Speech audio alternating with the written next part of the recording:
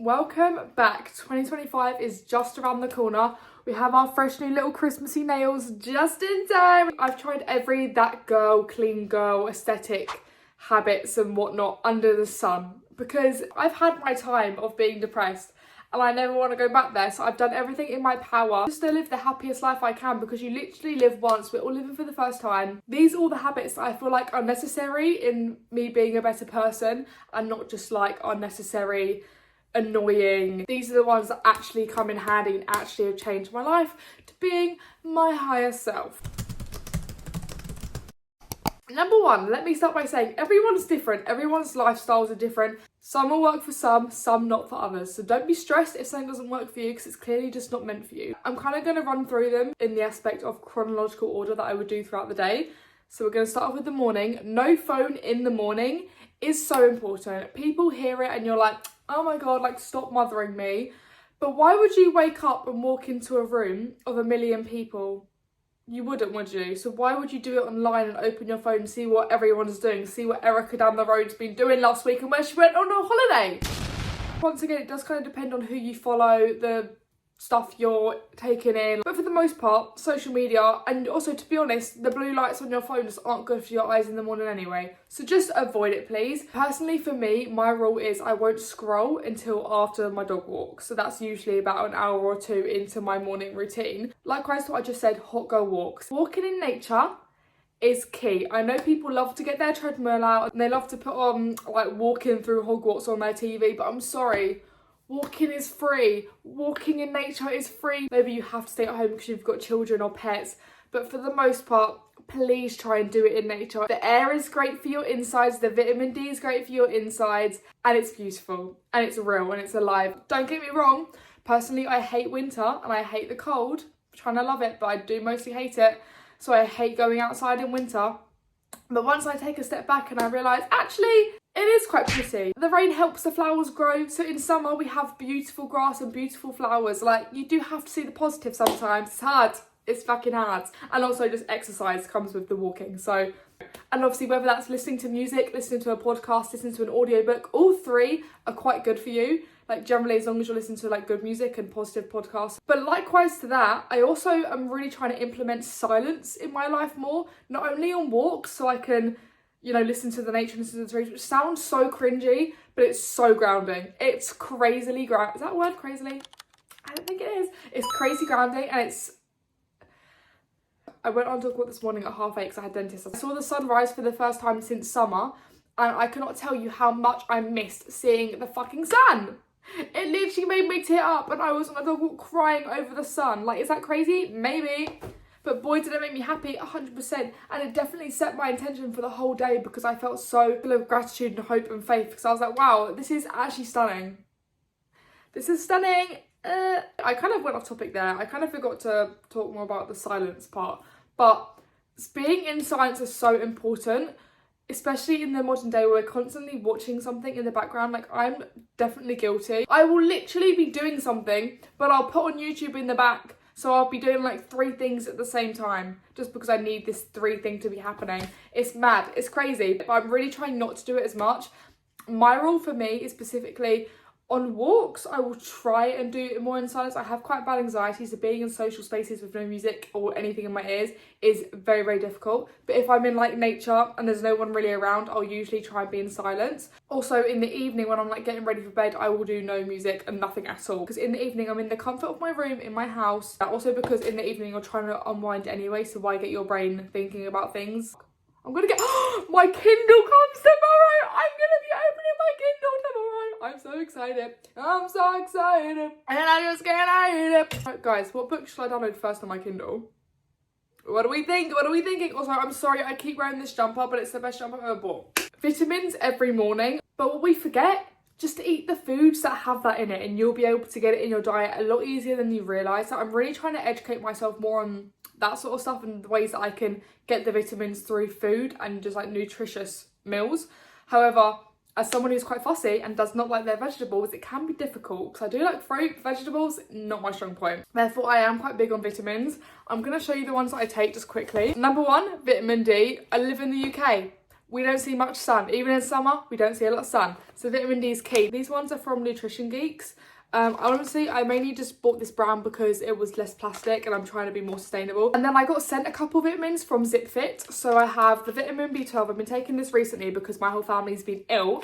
And I'm trying not to catch something again because for 2 weeks straight I was decaying, so we're trying not to go back to that place. I'm also taking my UK hair vitamins at the minute. They're literally all gone because they taste so good. They're just like sweet, so whenever I'm hungry I'll just have some of these just as like a little snack. Going back to what I said earlier, sustainability is something that I've really thought about more this year, and this is definitely the first year where I've really tried to implement it as much as possible. Starting off in the kitchen, instead of cling film on Amazon, you can buy these silicone bowl covers. Honestly, cannot tell you the last time I touched a roll of cling film. Not only is it more sustainable, it's also cheaper because you're reusing things, and it's also easier because cling films are a pain to deal with. So it's honestly a win-win. I don't know why this isn't more common knowledge. And then also reusable Ziploc bags, which you just wash it in the sink. And then obviously just Tupperware for like traveling and bringing my own bottles and not buying plastic bottles out. When it comes to like beauty and self-care, obviously we have a lot of tubes and plastic bottles. Obviously it's so hard in the modern world to be completely plastic free. Obviously you can, it is possible, but to what extent are you willing to go? And I personally would not be able to fully commit at this point in my life, which is a shame, and I do admit that I feel guilty about it, but like life's tough, shit's hard. If I'm gonna buy a new product, I will first off look for it in bar form. For example, my face wash is from Beautykin and it comes in a cardboard box and it's a bar of soap. Very sustainable, very good face wash. If I'm looking for actual products that I know I'm going to use and I'm going to love, I'm going to go to Lush because all of their packaging can be recycled and you take it back and you can get discounts, or like 3 packages is like a free face mask or something like that. The only downside is Lush is very, very expensive, but sometimes you gotta make sacrifices here and there in life, and that is one of the sacrifices I make because I love their Sleepy body lotion. It's so damn good. It's like 30 quid, which is crazy for a body lotion. Oh, that really hurt my soul, just realising how much that really is. Oh, that's crazy. Anyways, love life. This is more of a recent realisation of mine. It's clothes shopping and also food shopping, to be fair. One, when food goes mouldy, freeze it before it goes mouldy. I don't care what it is, freeze it. In the world's current situation we're at, it's so hard to not contribute to fast fashion because almost every brand is fast fashion. It's impossible, it feels so hard. Therefore, when I know I want to buy something or I'm looking for something in particular, I will first go to charity shops. I will first look around, see what I can find. I will then head to Vinted and Depop and attempt to buy secondhand. The only issue is with these sort of things is I think you can now return on Vinted, but that scares me. Like, that is just too much stress for me. So Vinted, Depop, I do quite rarely buy clothes from. I usually just buy books, to be honest. If not, I will go online and buy things from actual shops, and it will contribute to fast fashion. But the fact you've even tried is one step forward to a good, positive world and environment. So that is the important part. We actually do try, and we put the thought process in, and we do educate ourselves. This habit is one of the best habits I found this year. So I remember at the start of 2024, I wrote down a thing saying, I want to journal more, I want to read more, I want to do all of these things more. Little did I know, by the end of 2024, these would be things I wanted to do, and I didn't feel like I had to do it because it was a New Year's goal. Finding new hobbies will change your life. And when people used to say to me, Alice, what do you do in your spare time? I was like, girl, nothing. I don't do anything. I doom scroll and I go out with my friends. Now I have hobbies. So I have stuff to talk about, and it's a beautiful concept, and it makes me feel educated and it makes me feel alive. And when I have something to talk about and a hobby that I can talk about with people, it makes me feel full, if that makes sense. So first of all, reading. I started this year off with like 6 books. I now have 2 full shelves to my right and they look stunning. So scrapbooking, your life, printing out pictures, keeping memories, but also like journaling. So I personally do book journaling, so I keep track of all the books I'm reading, rating them, doing page spreads on specific series. You can also do this for like books and films. And then this is kind of a random one, but I really have enjoyed this year starting new shows. It's not really a hobby, but I feel like it kind of is because I've never been a person who likes starting new shows. I've always hated it. It gives me anxiety. I don't know why. Like when I start a new show, I'm like, oh, this is really stressing me out.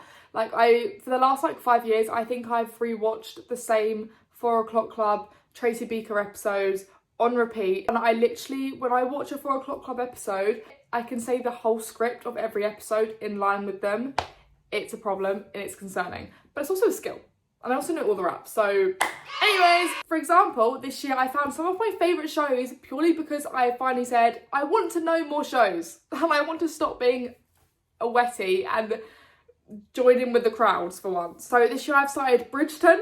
Loved it so much. Watching my 1 hour of Bridgerton every couple of days is my therapy and is my favourite time of the week, and I enjoy it so much. And I sit down and I breathe and I go, Stranger Things, my heart is destroyed. I finished the last season. It's like my current fixation, and I just feel like, oh, Brooklyn Nine-Nine, my new comfort show. I watch it while eating food. It's like my iPad kid mealtime show. We've watched loads of shows this year and I'm so glad we have, because it's always given me something to talk about with people and something to fixate on. And specifically when I'm stressed, hobbies give me something to go back to that feels like a comforting place of home. And one of my best examples of this is at the beginning of this year, which feels like lifetimes ago. I was in a job for 1 month. I hated it, and I was reading ACOTAR for the first time when I was at this job. And I actually can't remember a lot of what happened at this job because I was so fixated on ACOTAR. It feels like a fever dream. Even though I still, don't get me wrong, I still remember coming home bawling my eyes out and bawling my eyes on the way there. For the most part, what actually happened in the cafe, I don't recall. I was so fixated on this book series and I was so full of love for this book series that when I went to this job, I just zoned out, I shut my mind off, and I just thought about ACOTAR the whole time. And it got me through my days. And that sounds crazy. I also bought a set of Trester drawers because I'm going to paint the Archer Sisters drawers from ACOTAR series, the book. And I don't ever paint. I never paint. I haven't painted since school or something. But I thought, you know what, let's try painting. It might be fun. It could be exciting. And also because it relates to something that I already know I like, I'm kind of guaranteed to have a good time. So, love that. Next up, we've got journaling feelings. So very similar to just journaling. As opposed to sticking in pictures and sticking in this and that, we're literally going to be writing down our feelings and our emotions. When you hear write down your emotions, that sounds so fucking boring, and I'm no wonder no one wants to journal. But once you actually do it and you experience it, oh my god, is it good. If I'm stressed, if I'm unsure on something, if I don't know what to do about a situation, or if I'm just pissed off, if I leave work and I'm still thinking about some rude ass customer that's pissed me off, you bet she's going in the journal. She's going in that burn book. And I'm, forget that bitch. Do you know what I mean? Like, I've got pros and cons lists in there. I've got spider diagrams, whatever they're called. Whether it's good or bad, you're in the book. My boss for my very first job got me this, and it's the cutest thing I have. And it's perfect because it lays flat, which is the dream. And it's bendy. Oh, I love it so much. It's from TK Maxx, which is so cute. The brand is 𝘔𝘰𝘤𝘪𝘁. In the back of that book, I also keep track of all the things that have like triggered me, just so I can know what my triggers are and understand more about myself and my mental health, which is a great thing to know. This one's for all my spiritual people. I want to just educate myself more generally on spirituality, whether that's crystals, practices, chakras, herbs, and also seasons. Every season brings a new something. Summer is obviously sun. We've got spring, so we've got the birth and the new beginnings. Winter is hibernating season. I think sometimes as humans we forget we are a part of nature, and likewise how animals will hibernate in the winter, we too need to hibernate. That's why in the winter, majority of people feel shit and feel unmotivated to do anything, because we are animals too, and this is also our hibernating season.